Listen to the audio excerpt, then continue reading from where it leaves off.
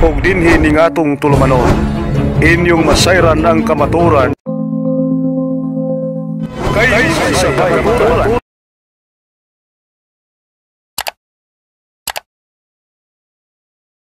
Daghang salamat per ninyo o maayong gabi kanatong tanan.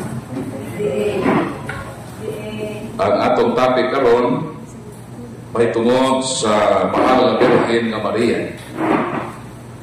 Santa Maria mao ang bag-o nga iba, ang inahan sa hinigugmang apostol o disipulo sa Ginoo, ang inahan sa simbahan.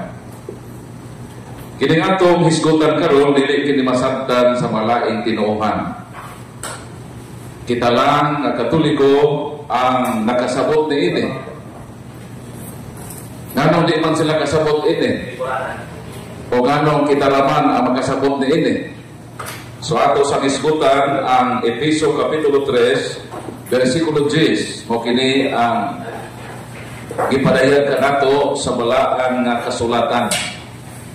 Nganong kini nga kamatuoran ang simbahan naman ang nasayon o ang simbahan ang nakasabot niini.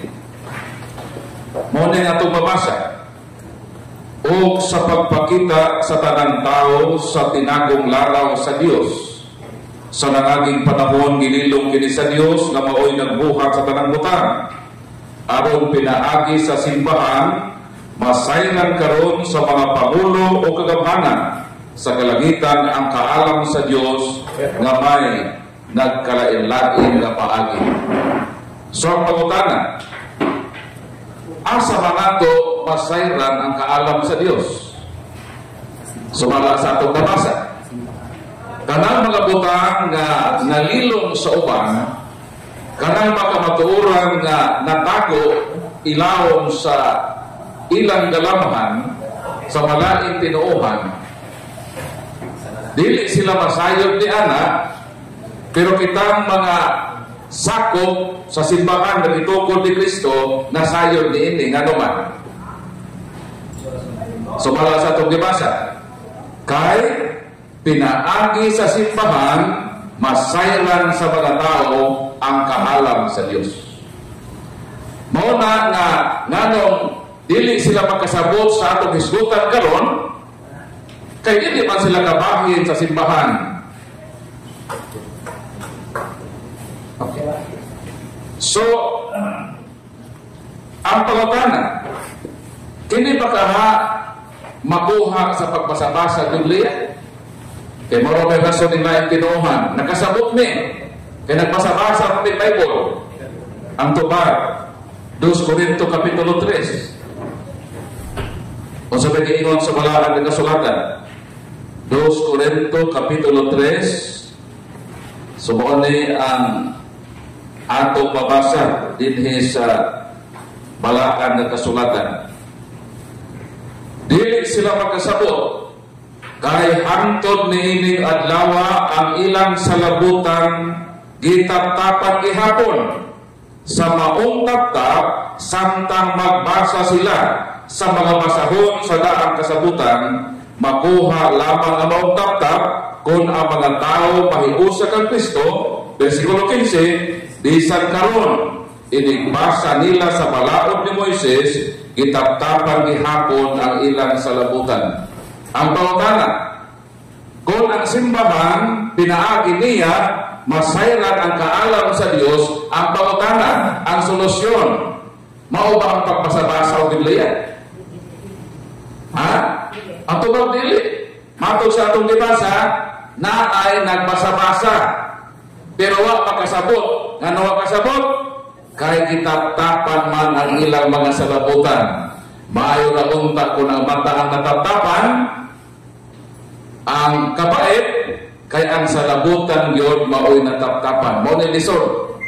Mo nang bisan sila magabasa, kini atong ibasa karon, ilang po di mabasahan, pero di sila kasabot. Nga naman, karon sa aman sila magkasabot. Sabihan, mausa, makuha na ang tap-tap sa ilang salabutan. Pinaagi man sa unsa? Pinaagi sa ilang pagkahiusa kang Kristo. Kung mahiusa na sila kang Kristo, meaning kabahin na sila sa simbahan na itungkol ni Kristo. Kolosas 1:18, si Kristo man ang ulo, ang simbahan ang iyang lawas. Meaning kung ang mga tao mahiusa na kang Kristo diya sa iyang simbahan, dayon ang simbahan, pinaagi man kaniya, masayran ang kaalam sa Dios, sa atong makasabot sila sa kaalam sa Ginoo ang ipabuhatay sa iyang simbahan. So mo na akong premise karon. Nganong din sila makasabot o sa tuwing hinungdan? Ang ilang mga mata nataptapan. Bisan pa magbasa sila, dili sila makasabot. Kano sila makasabot? Sa dihang mahiusa sila sa simbahan na pinaagi kaniya, masayran ang kaalam sa Dios. Sumato ko sa atong topic karon, si Santa Maria ang bag-ong iba. Nanong nakaingon manta na si Santa Maria ang bag-o nga iba? Wala man sa ubang tinuhan. Kita man magkatoliko ang tudlo ini. Nga wa pa nila masabte. Kay lagi, mo balik ko na premise nga ang ilang pagbasa-basa way kapuslanan. Kay ang ilang pagsabot na taptapan. Unless na sila magkatoliko sa Manago, wow kasabot ini kanyanto. Gibasa gihapon ko ni ka bersikulo. So di man ko para sa simbahan nga gitungkol ni Kristo nga diha kaniya gipabuhatay ang kinaagman ug kaalam sa Ginoo. Di ba ko makahibalo? So sa nato pag-resolve, pagpamatuod na ang mahal nga birhen mao ang bag-o nga iba. Mubalik yun ta sa Old Testament. Kaya sa Old Testament, isgutan ang unang iba. Ang unang iba, asa man nagikan? Ikuha ang unang iba sa gusto ni Adan. Maunang niingon gani si iba nga, si Adan nga, kini ang akong unod, gikan sa akong unod. Bukog gikan sa akong bukog, tawgon ko siya nga babae. Asa na mabasa? Genesis Kapitulo 3. Mauna ang gipamulong ni Adan ngadto kang Eva na iyang asawa. Mabasa na sa Genesis Kapitulo 3 versikulo 23 hangtod sa 24. Ang tawag ni Adan kang Eva babae. Kay gikan siya sa bukog, sa iyang bukog. So nga nung iskutan ako ang unang Adan o ang unang Eva. Kay kining unang Adan o unang Eva, mauni ang atong unang ginikanan.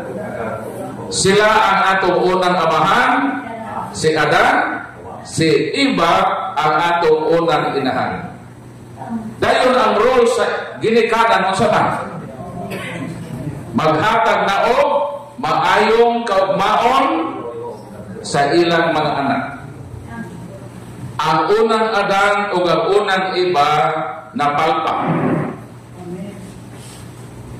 Wala sila makatuman sa ilang principal role na maghatag o maayong kaugmaon kanato. Kaya kita kaliwat man ni Adan o ni Eva historically. Dito mangyon ang linya sa atong pagbudho sa kalibutan. Sila mangyon ang unang gimugna sa Ginoo. So meaning, napalpak ang unang Adan o ang unang Eva. Pero, wala mausap ang katuyuan sa Diyos sa tao. Wala mausap ang pagtagad sa Diyos sa tao. Nagpabilin, naghihigugma sa Diyos ang tao. So kay napalpak man ang unang Adan o ang unang Eva, kung sa may giingon sa Ginoo, gibungag sa Ginoo ang gitawag na proto-evangelium. What is proto-evangelium? Proto means first. Evangelium means maayong balita. Pag mayon tag proto-evangelium, buti pasabot ang pinakaunang maayong balita. Human sa pagkapukan sa tao, naglitok ang Ginoo nga bisan pa napalpak o napakyas ang una natong amahan o unang inahan nga mao sa Adan ug sa Eva, apan dunay maayong balita nga nagpaabot sa mga anak ni Adan ug ni Eva na mao kana kita. Asa man mabasa ang proto-ebanghelyo? Very good. Genesis Kapitulo 3, versikulo 15. I will put enmity between you and the woman and between your seed and her seed. Pangutana, pila yung isgotan sa proto-ebanghelyo? Pila ka persona ang isgotan? Duha. Babae o ang iyang kaliwa. Ang kaliwa, synonymously, anak. Ang imong anak, imong mang liwat, di ba? Nanong duha man, ang litok sa Ginoo sa pinakaunang maayong balita human sa pagkapukan sa atong unang ginikanan. Nanong duha man katawo ang isgutan sa Ginoo? Babae o ang iyang anak, iyang kaliwat. Kay duha man ang hinungdan sa pagkapukan sa tao, mag-asawa, duha pod ang gamiton sa Ginoo, mag-ina, anak ko doon liwat, mag-ina. Ang hinungdan sa pagkapukan magtiayon, ang gamiton sa pagbangon pag-usap mo ng good news, maayong balita, duha pod. Babae o ang iyang anak, meaning mag-ina sa Tagalog ba. So kinsa man gililong man sa taas ka panahunan. Meaning, walay kasayuran ang tao kung kinsa ang isgutan diha sa proto-ebanghelyo ng mga personahe. Mo nang giingon sa atong gibasa nga bersikulo Efeso 3:10, nagililong kini sa daghang nga panahunan. Apan pinaagi sa simbahan, unsa to? Nasayran sa tibuok kalibutan ang kaalam sa Dios. Ug wa nahibaw ini ang tanan kay naay problema lagi. Natatapan ang sa laputan. Ang makasabot lang ini kadto lang sakop sa simbahan na nahiusa ka Kristo. O gana mao kitang magkatoliko. Palakpakan nato Ginoo. So kinsa man ang gisgutan sa proto-ebanghelyo sa balang kasulatan gisgutan ni San Pablo din his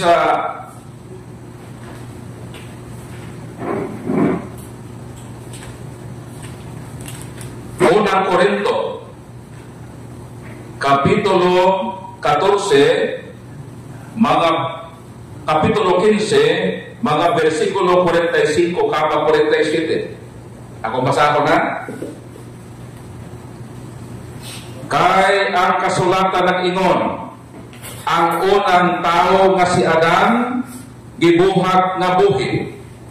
Apan ang katapusang Adan mao espiritu nga naghatag og kinabuhi. Versikulo 47. Ang unang Adan gihimo gikan sa abog sa yuta. Ang ikaduhang Adan mianhi gikan sa langit. Pila ka Adan sa dito? Sa bersikulo. Pila ka Adan? Duha. Ang unang daw nga Adan asa gikan? Gikan sa yuta, giumol sa Ginoo, gihuypan, nakabaton og kinabuhi. Pero naay ikaduhang Adan. Ikaduha dayon katapusan. Nano katapusan naman? Kaya wala may katulo. Ano ko? Nano si San Pablo maingon na ikaduha o katapusan? Kay kanang ikaduhang Adan, wala na ikatulo, siya na katapusan.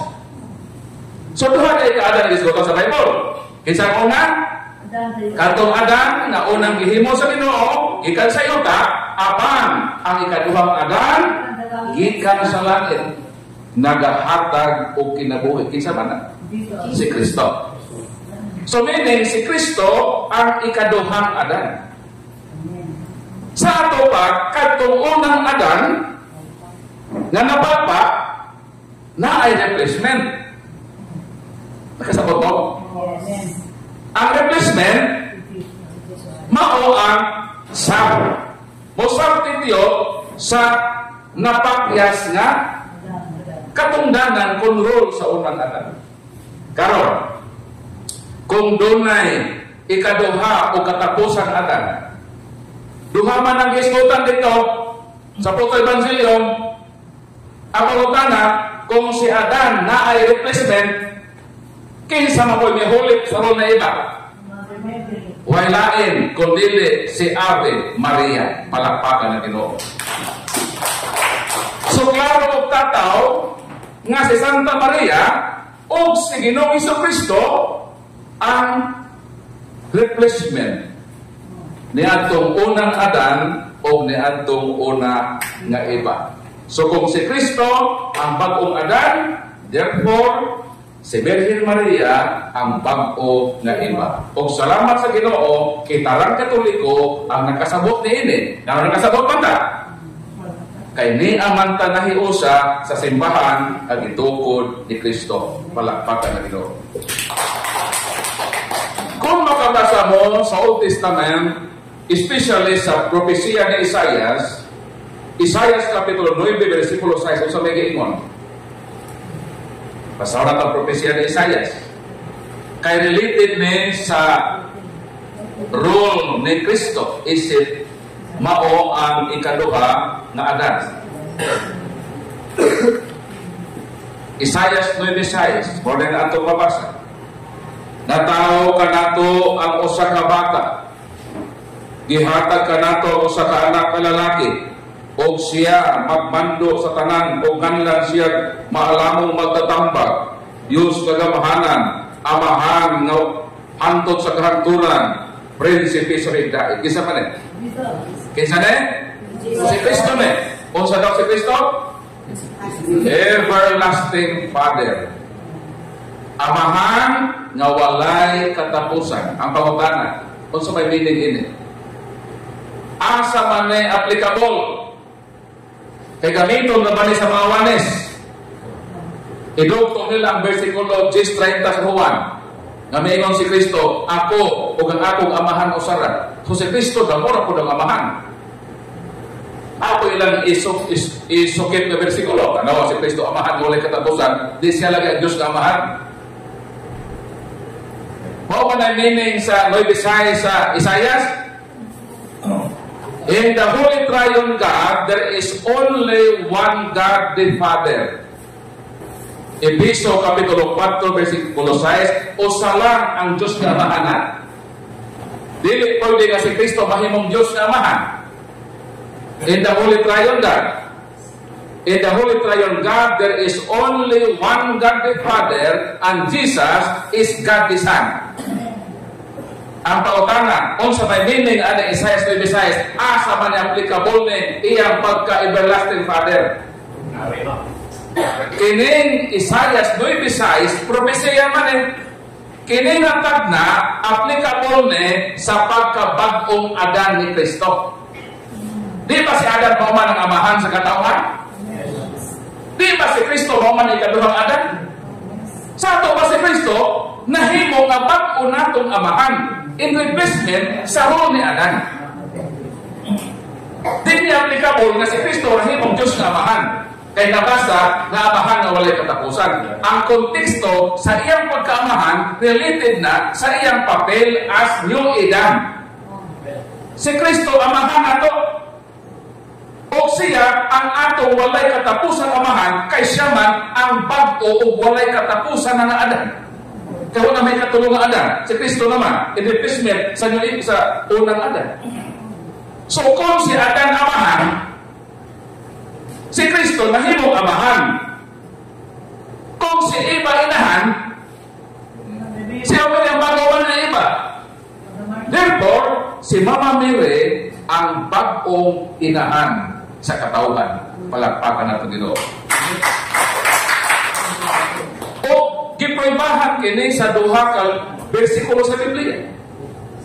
Dinhi sa Gospel of St. John, kaduha ka beses si Kristo mitawag kang mamamiri nga babae. Ang pautanan, nga wa man tawag ang inahan.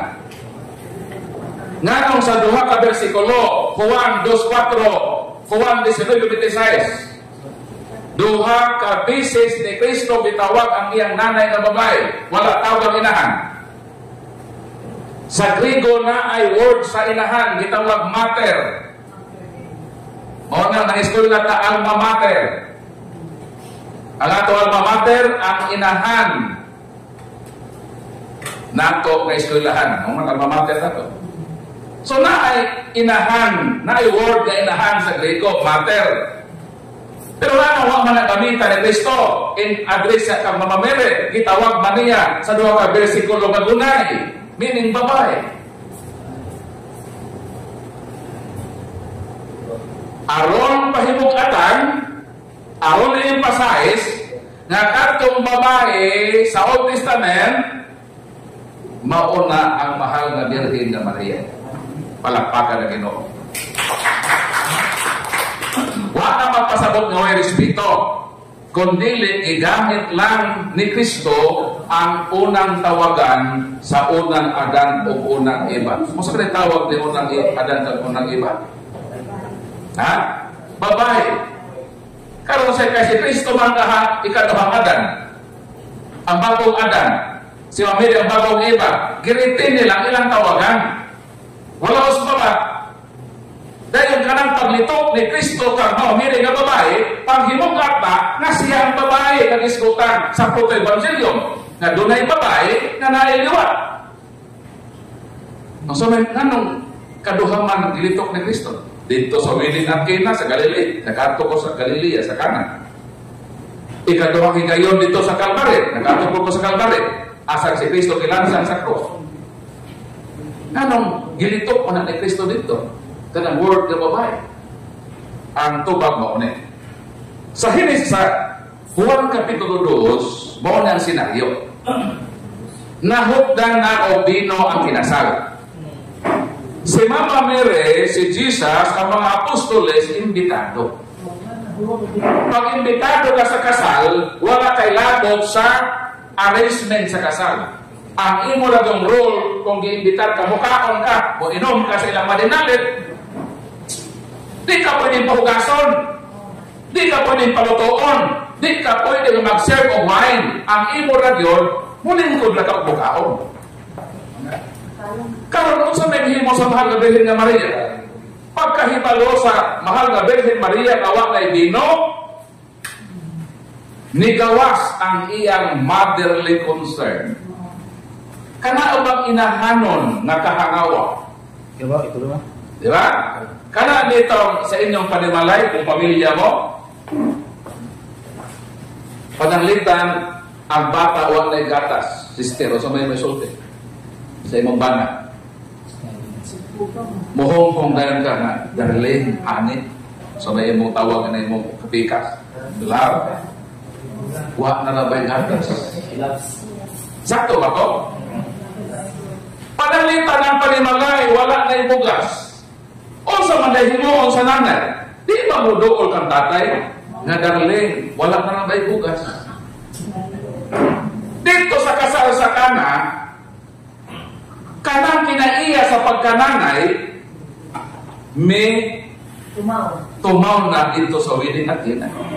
Miingon si Mama Mary, wala na sila dito. Inahano na, motherly concern na. Dito sa Wiling at Cana, may act si Mary as the new Eve.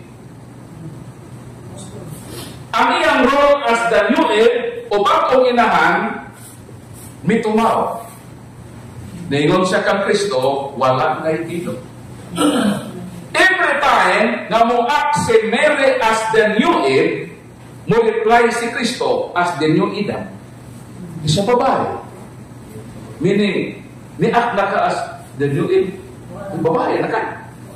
Ikaw na si new Eve. So, di ko matawag sa imong nanay.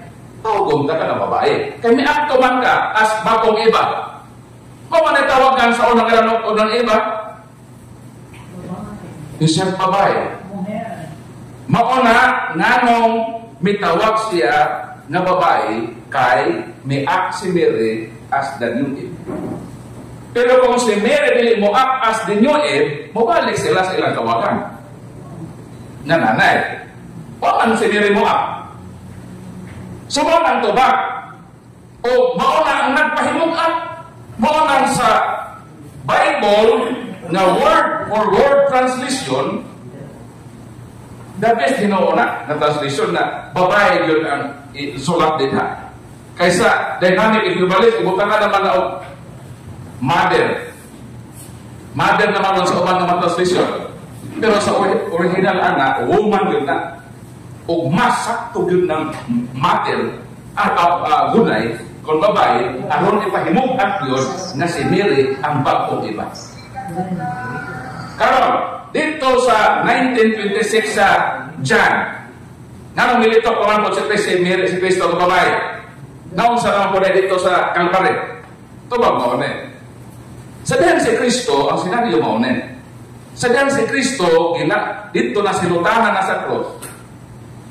Gidari dito sa cross, kay silutan na ikamatayo, ilansang na dito sa cross, ang ubang mga apostoles, nanago. Dito sa tinakpan ng mga kwarto, kay nahatlong sila, nabasin sila na po ang isulod sa Ginoo sa paglansan. Ang mahal na Birhen ng Maria, kay nanay man lagi, hindi niya pwede talikdan ng anak. Sakto ba ko? Kaya ang tinuod na inahan, ang iyang serbisyo from womb to tomb. Mananay ha? Kabalo naman sa inyong role ha? Nung sa mga nanay, ang tinuod. Pero kanang mga nanay, nga human, pag inuwag-uwag, mabuntis, ibilin dito sa kanto ang bata, di ang tinuod na nanay. Hayop na. Ang tinuod na inahan, ang iyang pagmahal sa iyang anak, gikan sa naguangkan, hangtod sa luganan. Gihimo ka na sa mahal na Birhen? Wala yun niya biyai si Kristo. Tuas siya sa tigilan sa cross. Monang sa pita bitaw nga larawan. Hangtod na si kami pagkanaog, gisap na sa mahal na Birhen. So meaning si Mary, tinuod nun na nanay. Nagpakananay yun siya kang Kristo. Bahala ka mga sumusunod sa Ginoo ng lakaw, siya di siya pwedeng mutalikod sa iyang anak. Kay tinuod man siya kay anak. Mingon man siya dito sa Annunciation.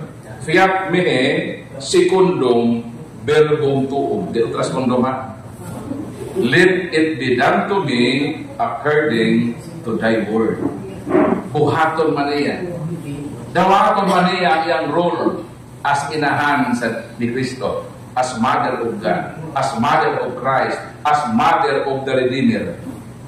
Kung ang dili pwede si Kristo, si Mama Mary, musibat sa iyang role. Ipamaton niya na tinuod yun siya na nanay. Karon, nganong dito sa cross, ang nakaabot dito, mauman si John the Beloved, ang pinakabata na apostol sa Ginoo. Si John the Beloved ang pinakabatanon. Kung bata ka, ikaw ang talawan, di ba? Pero kato mga apostoles ng mga tiguwag na, mamahiraw na una-una o mangliba. Pero ang sigurado yun, na makaabot sa cross, maog yun, ang iyang inahan, ang mga Birhen na Maria. Karon, nga nang tulitok si Jesus, nga, woman, behold thy son, and son, behold thy mother. Nga nung nakalitok man anak, ang atong Ginoo. Pwede ko itaas ko para ang boses mo. Ito ako sa atong record. So, proceed ko na. Ang atong tubagon ng pangutana.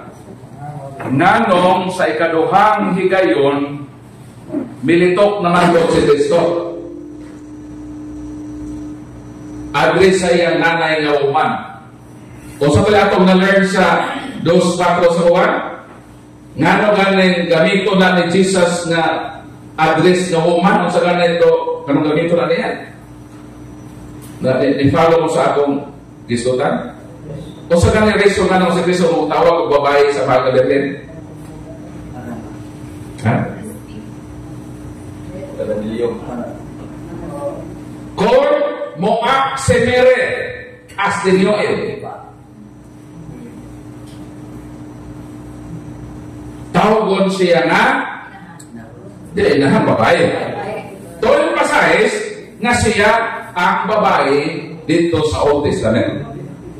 Karon, nga nung itawag naman po siya sa Calvary na babae, niyak ba siya as dinyoet? Yes. Muna ito, tubag ito. May tubag na si Cornelius. So muna ito ba? Ang makaabot sa cross, number 1 yun, mauhil kang nanay. Pero nanong sa 12 ka-apostoles, imay no si Judas, kay nabot ito ko na orang. Nanong sa 11, isa pa pinakaabot sa cross. Sa puyo si Juan eh. Very good, yung mong yun ha. Muna ito ba? Sa diha ng mga apostoles, nanibat na, si John the Beloved na ay nilain na kinaagman. Wisdom ba sa English? Wisdom. Kung saan man yun na makaabot sa cross? Kung saan man yung sekreto yun? Kamot ka na sa sekreto kung makaabot sa cross? Ha? O, lagi, kinagin mo ulit lagi. Si John the Beloved, giresort niya ang issue. Kinsa man yun ang makaabot sa cross. Ang tubag ni Brad, walain yun si Mama Mary. So, ang himo ni John the Beloved, ang iyag yung ubanan, dili itong mga apostoles. Kasi sigurado man, ang siguro man iyag yung ubanan. Isa siguro nga makaabot sa cross, ang iyag inahan. So, sa ato ba, dito ko sa inahan mo uban. Dito mo uban na ato mga musikat. So, meaning, dito sa Calvary, nanong nakaabot sa John the Beloved, ang importanteng person, mauna siya, ang mahal na Birhen na Maria. Kung wala si Mama Mary, imposible na si John the Beloved makaabot. So, meaning, nakaabot si John the Beloved dito sa cross, credit na sa mahal na Birhen na Maria. Nganong si John the Beloved man ang makaabot dito sa cross, si Kristo o John the Beloved grabe naka-close. Kung sa ato karoon na term BFF, ha? Kaysa maturong sa mga apostoles kana sa the Beloved magpauraray na sa dukhan sa Ginoo. Walay apostol nga gigamitan og term nga magpauraray sa dukhan ni Kristo. Si John the Beloved na. Karon ang Ginoo giransa man sa cross, nag-antos man siya. Sama man nimo nga nag-antos ka, wa ka sa ospital. Daghang ka amigo, 12 por kabuok. Na koy ba nagitry do na nimo? Dili ba mo salin ka sa imong galamhan? Asa tang ako mga amigo? Panahon nga ni ako nag-antos sa ospital. Wa man lang niduaw na ako. Di ba usahay maka-filter na pagbati? O kana nga pagbati tawhanon na? O si Kristo tinuod man na tao? Dito sa cross, ibati na ni Kristo. O bitaw ngayon siya na nanong kitalikdan. Italikod naman ang uban. Ang huwag mo talikod sa mamili naman. O katong uban sa mahal na Birhen. So sa pagdala sa pag-abot ni John the Beloved, kaya mauna ang pinakabilapid ni Kristo, kung sa kaha na kalipay sa Ginoo, na naadi ay iyang tinunan, ang iya pagyong beloved one, ang nakaabot sa cross, tungod sa mahal na Birhen na Maria. Mao nang gilitok ni Kristo ang mga pulong, "Woman, behold thy son." Kung sa may anak? Anak o babae, tanawa ang imong anak. Kanang anak, di sila si Kristo, ha? Si John the Beloved na. Kung sa may anak? Kanang pagka-inahan sa mahal na Birhen kang Kristo, role na ni Kristo. Role na sa mahal na Birhen. Ang pagkainahan sa mahal na Birhen, sa pag-ingon ni Jesus, "Woman, behold thy son," ang meaning ana, ikaw ang bagong Eva, dili lang ka kay akong inahan. Ang imong pagkananay extended. Inahan pod ka sa ako nga tinunan. Meaning, kanang role ni Mary as mother of God, as mother of Christ, as mother of the Savior, as mother of the Redeemer, dili lang diha ang iyang role. Di lang siya kainahan sa Ginoo. Ang iyang pagkananay extended sa tanan na hinigugmang disipulo ni Kristo. Meaning, kanang role ni Mary, gihatag na ni Kristo. Dito na ihatag sa Calvary. Mao na ang katapusang habilin ni Kristo. Kaya kanang mga pulong magilitok ni Kristo sa 7 palabras, mao na ang 7 kakatapusang panugon. Di ba kanang mamatay na ka na kayo panugon? Kanang 7 palabras, mao na ang 7 ka mga panugon sa Ginoo. Kay panugon man, tumanon sa kitugunan. Sakto ko dili. Kaya gitugon man sa pamilyas, "Woman, behold thy son," buti pa sabot, "Babae, at imana ang imong anak." "Son, behold thy mother." Nanong son man ang tawag ni Jesus kang John the Beloved? Anak ba ni Jesus ni John the Beloved? O sa Pagkainon sa Mateo 2:50, "Whoever does the will of my Father in heaven is my brother and my sister." O sa daw? "Si bisan kinsa nga nagtuman sa kabubukon sa akong amahan, akong igsuon." Sakto ko dili. Ang pagutana kong sakto, kanwa man tawag ni Kristo, "Brother, behold thy mother." Ano ang tawag niya? Son man. Diba? Kay siya ni as the nuidan. Amahan man siya. Then, ang tawag niya kang John, di ikaw brother. Son, behold thy mother. Son, ako sinyo idan.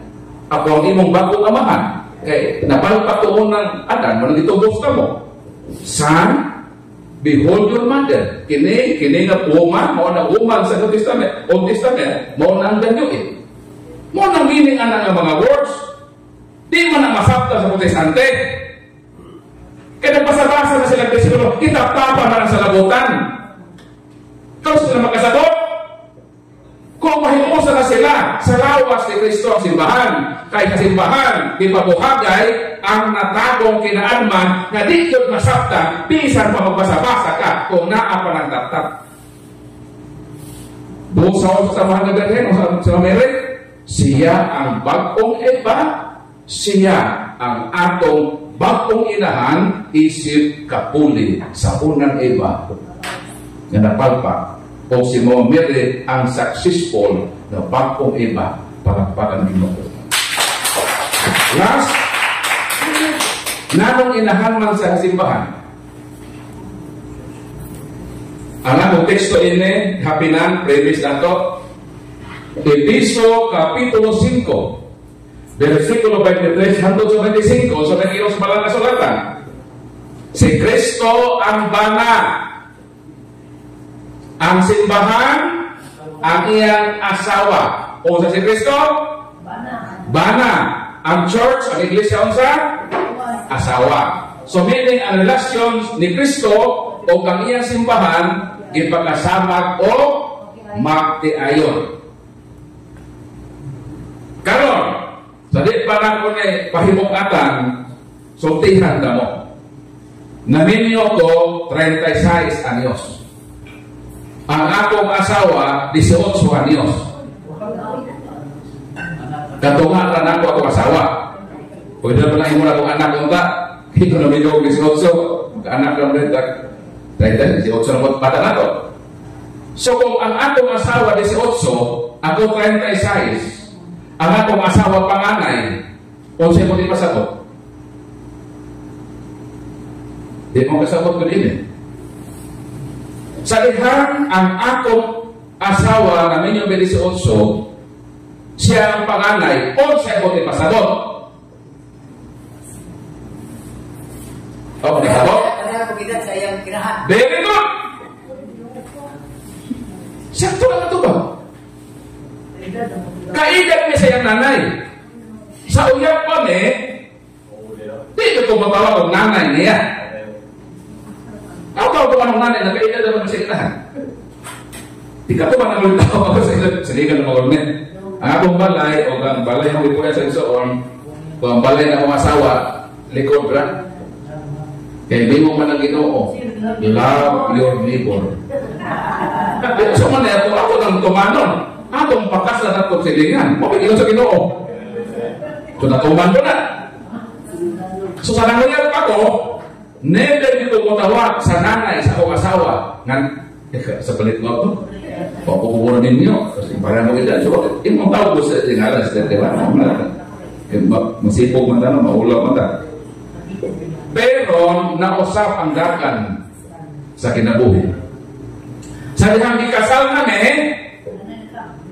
musugot man ko sa dili, musugot man siya sa dili, obligado na ko motawag niya nga nanay o mama. Nga naman? Nga naman? Tukod na rin. Nga naman maobligan na ko, musugot man siya sa dili, musugot ko sa dili, motawag ko niya nga mama. Nga naman? Tuod na sa among relasyon, isip pa natin ayon. Obligado ko motawag. Nga naman ako nag-share din niya. O tanda daw, ano? Lalo yung mga nagpapil-apil na yung kinabuhi. Gusto may relasyon na sa itong versikulo. O sa diingon sa itong ibasa ka versikulo, si Kristo ang bana. Ang simbahan iyang asawa. Ang pagkana sa Esther, o sa may tawag nimo, sa inahan sa imong bana. Mula ugangan, mula ka. Balik ko lang ha. Si Kristo ang bana. Kung si Kristo? Kisa yung asawa. Ang simbahan. Sister. Minyo ka dili. Onso may tawag nimo sa inahan sa imong bana. Mama. Sakto na. Onso may tawag nimo sa inahan sa imong bana. Mama. Karon, kung si Kristo ang bana, kita, ang simbahan asawa ka ni Kristo. Kinsa may nanay ni Kristo? Kinsa inahan ni Kristo? Si Mama Mary. Kung asawa ka ni Kristo, ang nanay sa kumbana, si Mama Mary, o sa may tawag na to, sa inahan, ni Kristo na si Mama Mary. Di Mama? Sa ato ba, ang simbahan, motawag yun na, sa inahan sa iyang bana, na Mama, ang pautan na maunit, nga nung di man kalito kay Iglesia nga nung di man kalito ang dili Katoliko ini kay dili sila mga asawa ni Kristo. Di kaya sila po din tawag kabit mga bit pa rin si Kristo. Walang karapatan ng mga kabit. Esther, ina ni mong bata, walay katungod ang makabi nga mong tawag sa inahan sa imong bana nga mama. Ikaw ra ni sister. Ngano man, ikaw man ang asawa sa imong bana. Nganong kita makatoliko, kita lang ang tawag kang Mama Mary nga mama. Kay kita ang tinuod na simbahan kita ang tinuod nga asawa ni Kristo. Walay karapatan ang Iglesia ni Kristo. Ang mga saksi ni Jehova kay wala sila'y relasyon kang Kristo. Kita lang nga simbahan nga naay relasyon sa Ginoo diya sa panagtiayon ang dunay katungod na motawa sa mga Birhen nga atong Ama. Amen. Nanong isa ra ka simbahan ang motawa? Kay isa naman kaasawa ni Kristo.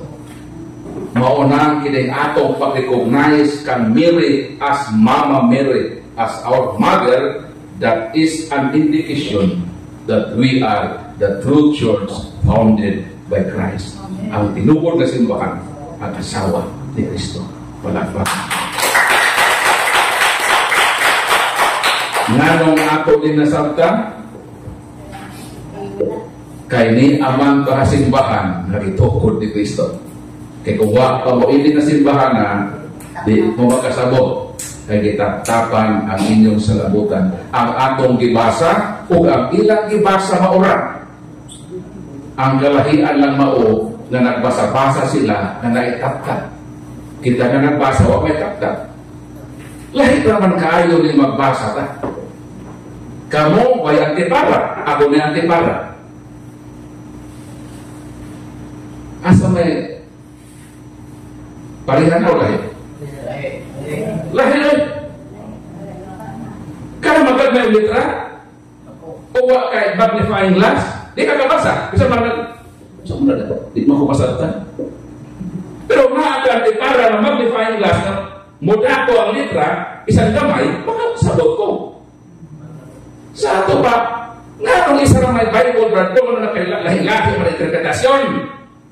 Kaya ito nga lagi ka klase na nagbasa, isa lang dibasa. Pero man yung Bible, lahi yung Bible na dibasa, moro man kakulit. Nanawa ka sa to? Kitap-tapan. Anong kitap-tapan? O karon sa buong tap-tap? Sa dihang sila, mahiusan na ka Kristo. Kung nakita mga Katoliko, nga watap-tapi, hala, atong dapiton ang mga dilit Katoliko na nagkarap-karap sa kamatuuran.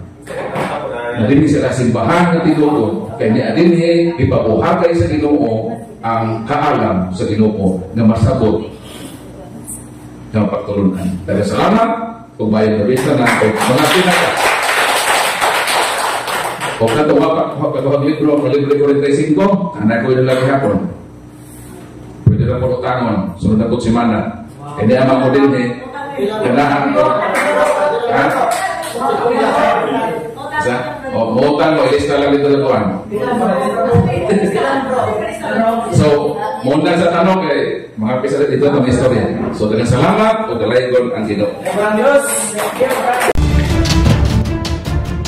ug inyo nang nabati ang mga kamatuoran dinhi ning atong tulumanon kay sabay kamatuoran. Ako lang hinaot nga daghang kamog nakatunan. Daghang salamat.